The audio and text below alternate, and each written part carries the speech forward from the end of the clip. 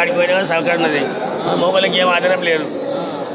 4,000 పెంచినాడని చెప్పి 4,000 లేవు అవి 2,000 ఇస్తున్నారు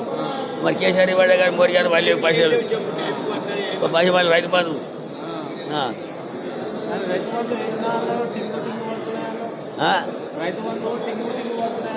ఏడ పడుతున్నాయి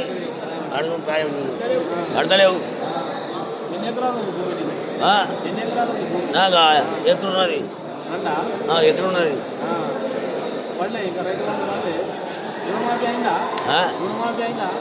అయింది కాలే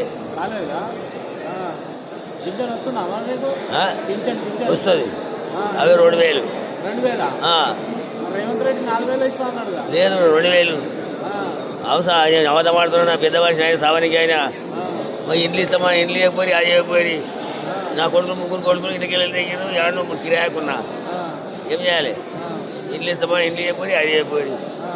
రోడ్డు మీద బతికినా బతుకున్నా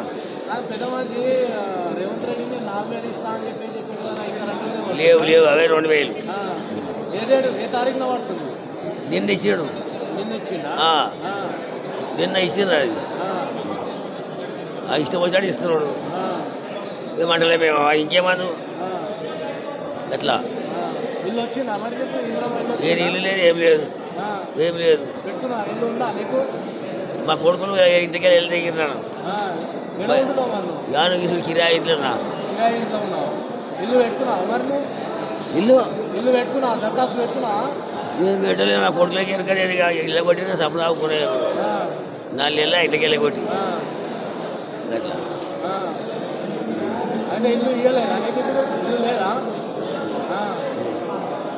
చూసి సరిగ్గా రావు